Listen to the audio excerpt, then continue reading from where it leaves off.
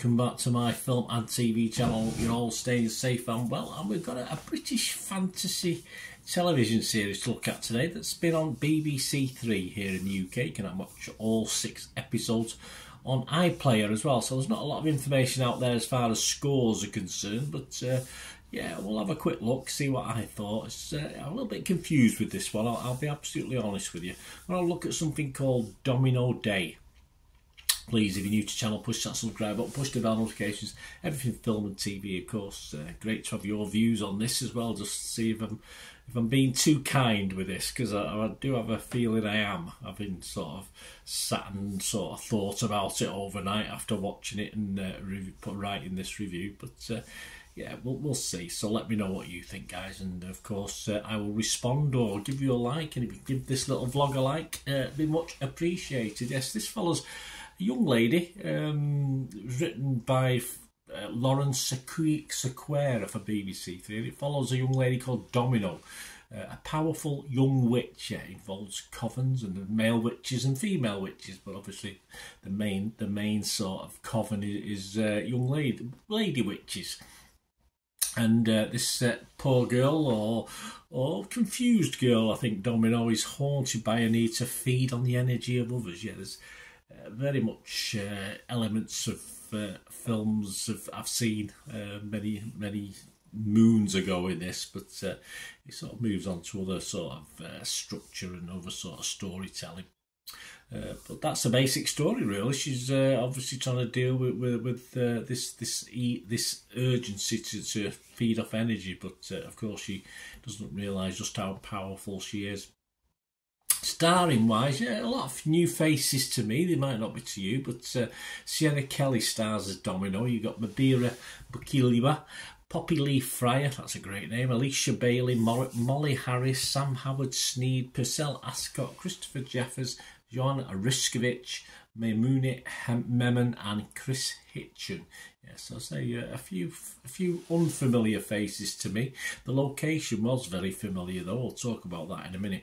And the only scores we've got 41 people have left a score and review on Internet Movie Database, and I do expect this to go down a little bit because there's only one actual written review and it was a 1 out of 10, but the average on Internet Movie Database was 7.2 out of 10, which bodes pretty well for this, doesn't it? Even, as I said, I saw that this morning as I was ready to do this video, and I thought it's a little bit high. I think it's a little bit high for what we get.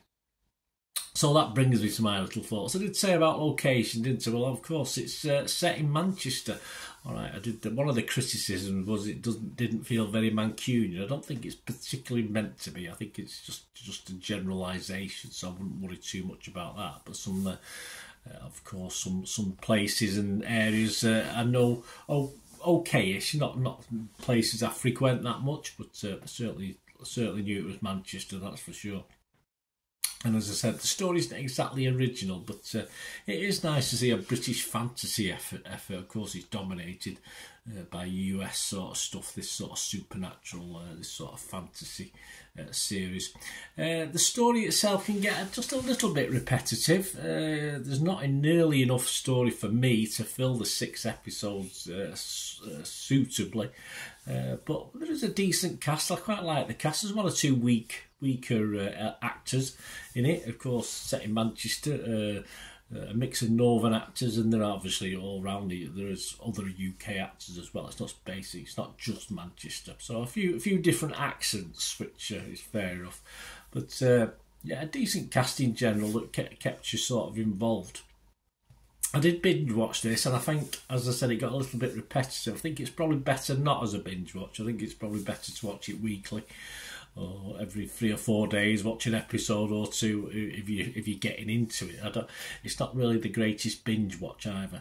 So I feel although I'm being a bit kinder to this with my score than I should be. More for the potential. I think there is a season 2 planned of this one, but I think more for the potential what we could get. I just thought there wasn't enough really to fill 6 episodes in this, and it wasn't overly. It was dark, but not too dark, you know, as though they were thinking about selling it into other territories and not putting a too higher age limit on it. So there is a feeling of that with this as well, and of course there's some sort of sexual elements which isn't really anything anything too raw. So yeah, I think they are deliberately have toned it down a little bit. It may have improved by being a little bit darker, I thought, not just sexually but the actual story itself. But yeah, it could have been a little bit better that way. So I think I've been a bit kind with my score today, but I just saw a little bit of potential in this, the fact that it is a British fantasy element. I thought it was worth, give it half a mark more than perhaps I would have done normally.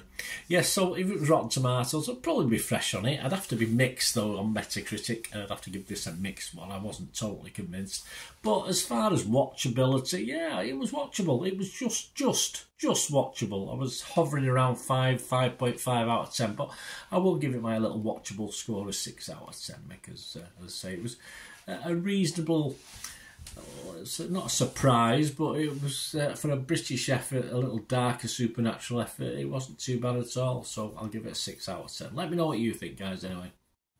As I say, I feel I've a little bit a bit kind to it, but hey, I've made my choice, so I've made my bed. I'll go and lie in it now. Let me know what you think, guys. Great to hear from you.